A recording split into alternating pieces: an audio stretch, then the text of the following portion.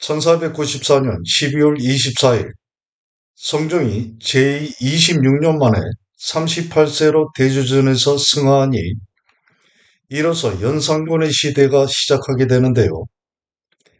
1495년 연산 1년 3월 16일 성종의 묘지문을 본 연산군이 승정원에 묻습니다. 윤기견이란 사람이 누구인가? 혹시 윤호를 기견이라 잘못 쓴 것이 아닌가? 이는 패비 윤씨의 아버지로 윤씨가 왕비로 책봉되기 전에 죽었습니다. 이때야 비로소 윤씨가 패비되어 죽은 줄 알게 된 연산군은 식사조차 하지 않았다고 하는데요.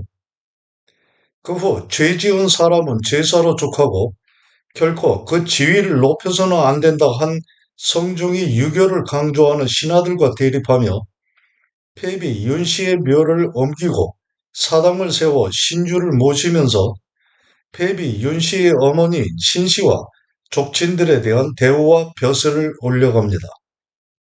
1497년 연산 3년 12월 18일 3년 전에 태어난 연산군과 패비 신씨의 맏아들이 채 한 달여를 넘기지 못하고 사망하였는데 이날 밤에 온자가 탄생하니 그가 곧 폐세자가 되어 아비를 대신해 피를 흘리고 사망하게 되는 이황입니다. 패비 신씨는 연산군과의 사이에서 오남 일녀를 두게 되는데요. 그중 폐세자 이황, 창녕대군 이성, 휘순공주를 제외하고는 모두 일찍 세상을 떠나갔습니다. 1498년 연산 4년 7월 15일 유자광이 김종직의 조의제문을 하나하나 풀어 해석하며 아뢰입니다. 이 사람이 감히 이와 같이 부도한 말을 했으니 청하건대 법에 따라 다스리소서. 아울러 이 문직과 판본을 모두 불사르고 그것을 간행한 사람 역시 처치하소서. 유자광은 애중 즉위년에 무고한 남이의 역모를 고변하는 것에서부터 이후 중요한 정치적 격변기마다 탁월한 감각을 발휘해 정적을 제거하는 깃발의 명소가 되는데요. 조의제문은 항우에 의해 죽임을 당한 한나라 의제를 추모하는 글로 세조에 의해 왕자에서 쫓겨나 죽음을 맞이한 단종에 비교해 김정직이 그러한 행동을 한 세조를 비판한 것으로 해석한 것입니다. 당시 성종실록을 편찬하던 김종직의 제자 사관 김일손이 실록이 기초가 되는 사초에 이것을 넣은 것을 빌미로 유자광을 비롯한 훈구파가 살인파를 제거할 목적으로 연산군을 부추긴 것인데요. 세조의 손자인 성종과 성종의 아들인 연산군으로서는 그 적통성을 무시하는 것으로 받아들이게 돼 결국 피바람이 불어 살인 세력이 대대적으로 제거되는 조선시대의 역사에 있어 최초의 사화가 되는 무오사화가 발생하게 됩니다. 사화는 조정 신하 및 유림의 선비들이 정치적 반대파에 의해 참혹한 피해를 입게 되는 사건을 말하는데요. 연산군 때의 무오사화와 갑자사화, 중종 때의 기묘사화, 명종 때의 을사사화를 4대 사화라고 합니다. 1504년 연산 10년 3월 4일 세자 이황이 자라 입학하게 되니 연산군이 사면령을 내리면서 말합니다. 세자 이황이 자라면서 날마다 학문도 발전하고 있다. 이에 지금 입학시켜 스승과 도리를 중하게 생각하는 의로움을 알게 할 것이니 만세가 태평할 기반을 열어가는 것이 바로 지금부터 시작될 것이다. 이황의 나이 7세일 때인데요. 깃발의 명수가 유자광이라면 세치혀의 달인으로는 임사홍이 첫째로 꼽히게 되는 인물입니다. 세자의 입학을 기념해 사면령을 내린 달 20일 술자리에서 충동질한 임사홍의 세치혀에 잔뜩 독이 오른 연산군은 자리를 박차가 나와 함께 찬 모습이 되어 궁궐로 들어오는데요. 이미 밤이 되어 있음에도 아버지 성종의 후궁인 숙이 엄씨와 수경 정씨를 불러들이라고 명합니다. 생모 윤씨가 폐비되어 죽게 된 것이 두 궁인의 참소 때문이라고 한 인사홍의 독발은 세치혀에 놀아나고 있는 것인데요. 잔뜩 겁에 질려 있는 모습으로 눈앞에 나타난 엄씨와 정씨를 결박하게 하고 스스로 마구 치고 짓밟기를 반복하면서 한참 동안을 난장질을 하고 난 뒤 더욱 도끼가 오른 연산군이 광기에 찬 목소리로 횡설수설하듯이 명합니다. 안양군 이항과 봉황군 이봉을 잡아들여 목에 칼을 씌우고 오게 가더라.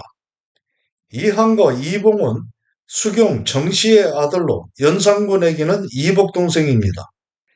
잠시 후 연산군이 생각을 바꾼 듯 다시 명합니다. 이항과 이봉에게 각각 장 80대를 치고 지방으로 내쫓아라. 그것으로는 성이 차지 않는다고 생각했는지 또다시 명합니다. 항과 봉을 창경궁으로 끌고 오라. 벌써 날은 한밤중을 넘어 새벽으로 향하고 있는데요. 항과 봉이 궁으로 끌려 들어오자 다시 명합니다. 모두 다 나가라. 주변에 있던 사람들이 급박하게 모두 사라지고 나자 연산군이 이항과 이봉에게 몽둥이를 쥐어주면서 엄씨와 정씨를 가리키며 명합니다. 이 죄인들을 쳐라. 겁에 잔뜩 짓눌려 있던 이항은 어둠 속에 구분이 잘 안 되는 상황에서 무작정 몽둥이를 휘두르고 눈앞에 처참한 모습이 되어 있는 여인이 자신의 어머니임을 알아챈 이봉은 악마가 되어 질러대는 연산군의 재촉에도 움직이지를 않았는데요. 그것을 지옥으로 만들 것을 이미 작정한 연산군이 죽일 듯이 윽박지르며 사람들을 시켜 끝없이 두 여인을 치게 하니 마침내 엄씨와 정씨는 숨지고 맙니다.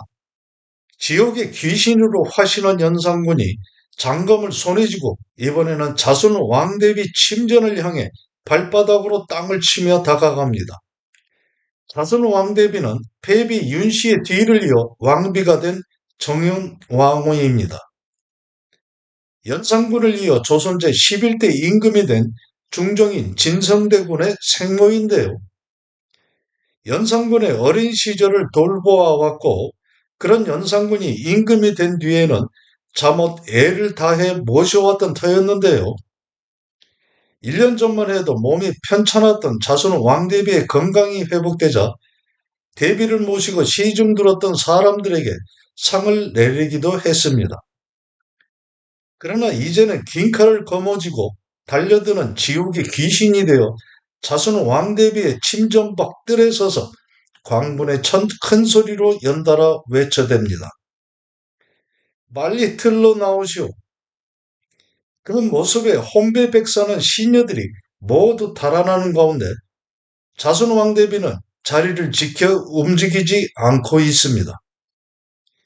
이미 아버지의 후궁들을 쳐 죽이고 그 피의 기운을 한껏 들이마신 연산군인데요.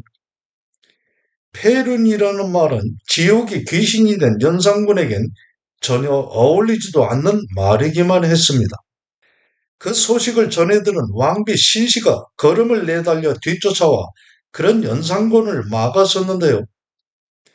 왕비 신씨가 자손 왕대비에게 쏟아대는 연산군의 저주를 말려고 하자 어쩌지를 못하게 된 연산군이 이번에는 이항과 이봉의 머리채를 휘어잡고 인수대비의 침전으로 가 방문을 활짝 열어젖힌 채 소리 지릅니다. 대비는 어찌하여 내 어머니를 죽인 것입니까? 인수대비는 성종의 어머니이니 연산군에게는 친할머니입니다. 인수대비를 향해서도 갖은 독소를 퍼부어대면서 밤을 지새워 갔는데요. 그것으로도 성에 차지 않았던 연산군은 엄씨와 정씨의 시신에서 살을 갈라내어 절이게 해 상과 들에 모두 뿌리게 합니다. 그리고는 이항과 이봉 또한 결국 사사하는데요. 인수대비는 그 일이 있고 한 달여 뒤 이 세상을 떠나갑니다. 무오사의 피바람을 맛보고 자신감을 가득 갖게 되었던 것인가요? 폐비 윤씨가 그러했듯이 인생의 모든 경험을 한 대왕 대비 정의 왕후의 눈에 들어 중전으로 낙점된 뒤 중전이 되어서는 전혀 다른 사람으로 돌변한 것처럼 연산군 또한 마치 광기를 부려댈 적합한 기회를 얻어낸 사람과 같이 나라 전체를 자신의 유흥장으로 만들고 그것도 모자라 도살장으로 변모시켜 피를 뿌려갔습니다. 1505년 연산 11년 7월 29일 하루를 몰다 하고 주색에 빠져 흥청망청하고 귀신놀이에 시간 가는 줄 모르던 연산군이 아비의 행세를 하고자 명합니다. 내일부터 세자는 서연에서 수학하도록 하라. 서연은 왕세자에게 유교의 사상과 교리를 강론하는 자리인데요. 세자 이황은 어린 나이였지만 성품이 묵직하고 침착하며 자세를 매우 바르게 했다고 합니다. 연산군이 경회례에서 흥청과 함께 풍악을 울리며 유희하다 세자를 불러 말합니다. 내가 살 만큼 살았을 때 내가 장차 이 무리를 잘 거두어 줄 수 있겠느냐? 그러나 아비의 물음에 세자 이황은 아무 대꾸가 없이 묵묵히 있기만 했는데요. 그때부터 연산군은 세자의 인물됨을 알아보았는지 아들을 경솔하게 대하지 않았다고 합니다. 흥청은 전국에서 뽑아 대궐로 들인 기생들입니다. 1506년 연산 12년 2월 1일 연산군이 명합니다. 정세명의 여식을 세자빈으로 정하라. 세자 이황의 나이 9세일 때인데요. 그러나 혼례를 치르기 전에 중종 반정이 일어나 정식으로 세자빈이 되지는 못했습니다. 그 후 정세명의 딸은 형조자랑 강희신의 며느리가 됩니다. 1506년 연산 12년 8월 23일 이제는 암흑의 시간을 끝내가야 할 때인가요? 그 서슬 퍼렇던 연산군이 후궁들을 거느리고 후원에서 잔치판을 벌이며 흥을 돋우다 이내 단식하듯이 읊조립니다. 인생은 플립 끝에 달린 이슬과 같아서 서로 만나 머무를 시간이 짧기만 하구나. 그리고는 두 눈에서 눈물을 흘렸다고 하는데요. 의외의 모습을 보게 된 대부분의 여인들이 연산군의 장난이라 생각하고 웃음을 짓는 가운데 연산군의 광기를 이용해온 전비와 장덕수만은 연산군과 같이 눈물을 흘리며 흐느끼니 연산군이 그 등에 손을 두르며 말합니다. 이제 태평한 지 오래되었으니 어찌 생각하지 못한 변이 생겨나겠냐마는 만약에 일이 있게 되면 너희는 반드시 피하지 못하게 될 것이다. 유유상종으로 서로가 자신들의 잘못을 알아 불길한 예감이 무의식적으로 생겨나고 있을 일입니다. 이번 이야기의 주인공은 성정도 패비 윤씨도 연산군도 아닌 패비 신씨입니다. 20여 년 동안을 연산군 곁에 머무르며 특히 모사를 거치면서부터는 온갖 악몽을 꾸고 공포에 시달리며 미래에 대한 두려움에 죽음과도 같은 삶을 살아왔을 일인데요. 10대 초반의 어린 나이에 소꿉장난과도 같은 혼례를 치르고 그 후의 삶을 살아오면서 연산군에 대한 단 한 번의 돌출되는 행동 없이 두드러지지 않는 조용한 삶을 살아온 신씨였습니다. 실록 속에서도 몇 군데에서밖에 언급되지 않는 신씨이지만 그것만으로도 신씨의 인간성과 성품을 깊이 느낄 수 있게 되는데요. 만약에 패비 윤씨와 패비 신씨가 서로 시대를 바꿔 태어났다면 조선의 왕조의 역사가 또 어떻게 바뀌었을지 못내 궁금해지기도 합니다. 신씨는 중종 반정이 일어나 연산군이 강화도로 유배되는 날에도 그랬던 남편을 원망하지 않고 따라가겠다고 울부짖었는데요. 연산군을 축출한 반정 세력도 그런 패비 신씨를 대함에 우호적인 태도를 잃지 않았습니다. 패비 윤씨에서 연산군으로 이어지는 악의 기운으로 신씨는 결국 심장을 도려내야 하는 아픔을 겪어야만 했는데요. 광기에 차 인간 백정이 되었던 남편과 오빠 신수군을 포함한 삼형제를 잃어야 했고, 더군다나 어린 아들들인 폐쇄자 이황과 창녕대군 이성까지 아비 연산군을 대신한 죄를 받아 죽음의 길로 보내야만 했으니 그 삶이 아니었을 것은 분명한 사실이기만 합니다. 1506년 연산 12년 9월 2일은 중종 1년 9월 2일이기도 한데요. 박원종을 중심으로 한 세력이 연산군의 이복 동생인 진성대군 중종을 추대하여 반정을 일으켜 마침내 연산군을 왕자에서 끌어내린 날이기 때문입니다. 반정은 악한 임금을 폐위하고 새로운 임금을 세워 나라를 바로잡는다는 의미인데요. 이날 반정 세력이 일시에 거사하자 궁화는 일순간의 혼란에 휩싸이고 죽임을 당하는 자와 궁궐담을 넘거나 수채구멍을 통해 달아나는 자들이 뒤섞여 아수라장이 벌어지고 있는 상황에 승지 등이 황급히 뛰어들어가 연산군에게 이 사실을 알리니 연산군은 놀라 승지의 손을 붙잡고 턱을 떨며 아무 말도 하지 못했다고 하는데요. 박원종 등의 반정 세력이 진성대군을 추대하여 왕위를 잇게 할 뜻을 아뢰니 진성대군의 모후인 정현 왕후가 거듭 만류하며 말합니다. 아직은 사리 판단이 부족하여 변변치 못한 어린 자식인데 어찌 막중한 책임을 감당할 수 있겠는가? 세자가 성장하였고 또 성품이 어지니 뒤를 이을만 하다. 이미 여러 신하가 의논 끝에 대계를 세웠으니 다시 고칠 수 없습니다. 벌써 궁 밖의 진성대군 집에는 군사들이 에워서 호위하고 있었는데요. 대군 또한 여러 번 사양했지만 결국 임금이 타는 수레에 올라 경복궁 안의 사정전에 들어 자리를 잡습니다.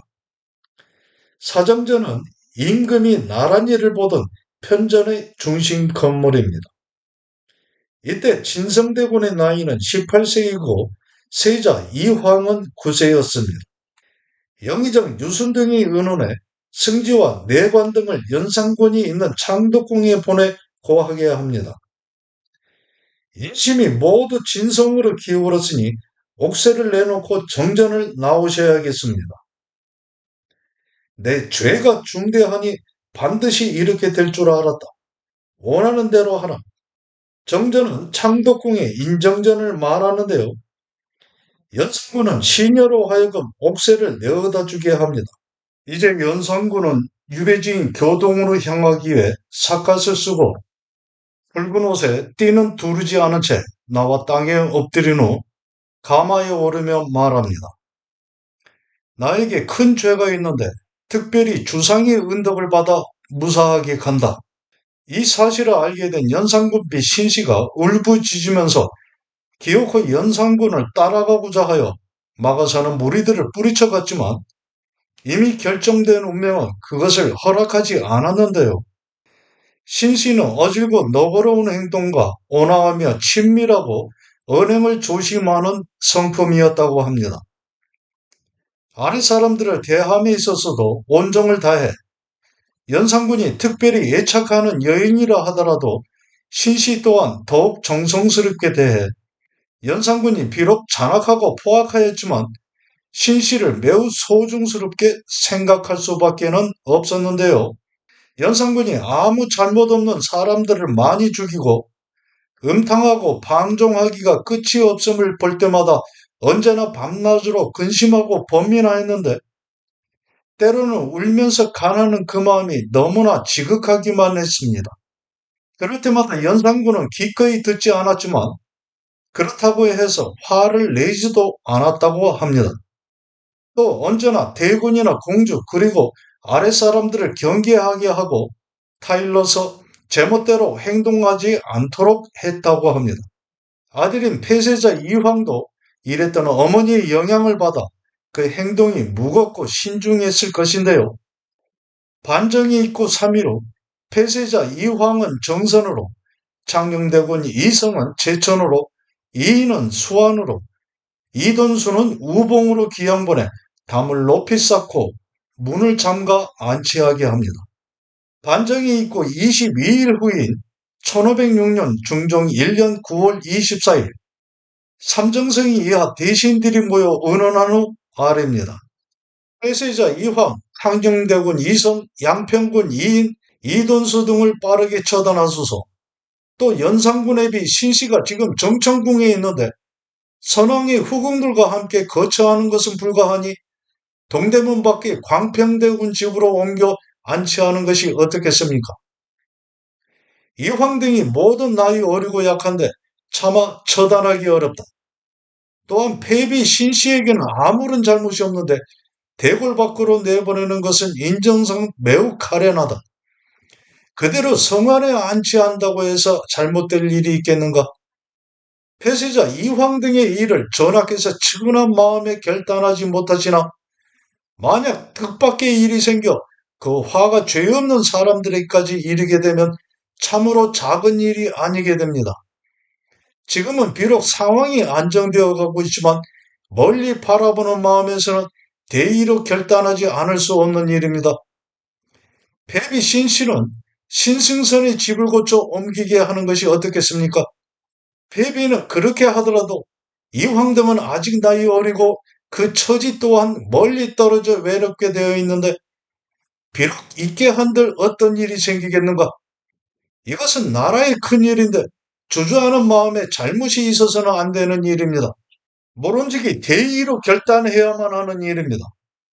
신들이 전하의 마음을 헤아리지 못하는 것이 아니라 여러 사람의 뜻이 이와 같기에 감히 아뢰는 것입니다. 이황 등의 일은 차마 결단하지 못할 일이지만 정승이 종사에 관계되는 일이라 하니 감히 따르겠다. 정천궁은 성종의 후궁들이 거처하는 것이고 신승선은 폐비 신씨의 친정 아버지이니 신씨는 친정으로 돌아가게 되는 것입니다. 아들 중 맞이인 폐쇄자 이황의 나이가 9세밖에 되지 않았으니 아직은 코흘리개일 뿐인데요. 연산군의 추종자가 쉽게 생겨나기 어려웠을 당시 상황에서 무엇 때문에 반정 세력은 연산군보다 앞서 그 아들들을 죽이고자 했던 것일까요? 혹시 연산군에 대한 원한에 그 마음의 고통을 주기 위해 먼저 아들들을 처단하고자 했던 것일까요? 온 나라의 여인들을 자신의 유흥 대상으로 삼고자 했고 나라의 모든 토지를 핏빛으로 물들였어도 만족하지 않았을 아비 연산군의 죄를 그 아내와 어린 아들들이 대신에 받게 될 것을 연산군은 전혀 생각하지 못했던 것일까요? 폐비 윤씨의 저주와 그것을 받아든 연산군의 광기 어린 행동으로 그 죄값을 대신 치르게 된 폐비 신씨와 젖살이 채 가시지 않은 아들들은 공포에 떨며 지옥을 경험했을 일입니다. 이날 폐쇄자 이황과 창녕대군 이성, 양평군 이인, 이돈수는 결국 사사되고 맙니다. 그 사실을 전해들은 신씨의 마음은 어떠했을까요? 1506년 중종 1년 11월 8일 아들들이 사사되고 한 달 보름여가 지나간 날 연산군이 역질로 사망했다는 보고가 알려집니다. 마지막 숨을 거둘 때 다른 말은 없었지만 다만 아내인 신씨를 보고 싶다고 했다 하는데요. 그 순간에 신씨와의 어렸을 때의 일들도 주마등처럼 지나갔을 것입니다. 연산군도 사람일 테니 분명 먼저 떠나보낸 아이들에 대한 안타까움도 컸을 것인데요. 연산군의 죽음에 대해서는 독살일 것이라는 추정도 강하게 일어나고 있습니다. 어린 아이들은 서둘러 사사하고 연산군은 살려두어야 하는 이유는 전혀 없기만 하니 충분한 타당성이 있는 추정이기만 합니다. 이로써 신씨에게 남아있게 된 것은 하나도 없게 되었으니 숨은 쉬어도 영혼은 이미 죽어버린 상태가 되었을 일인데요. 그로부터 6년 후 연산군의 묘가 강한 비에 쓸려 내려앉으니 신씨가 중종에게 알려 양조의 해촌으로 이장할 것을 청하자 중종은 이를 흔쾌히 들어줍니다. 대가 단절된 연산군의 제사는 신씨가 줄곧 지내왔는데요. 1521년 중종 16년 11월 15일 중종이 명합니다. 듣자니 연산군의 부인 신씨 집에 비가 새 연산군의 신주를 둘 만한 곳이 없다고 한다. 일찍이 새로운 집을 주고자 했지만 비어있는 집이 없어 미뤄왔는데 국공원 지인 안처겸의 집을 주도록 하라. 그 후 16년이 지난 1537년 중종 32년 4월 8일 신씨는 마침내 숨을 거두고 맙니다.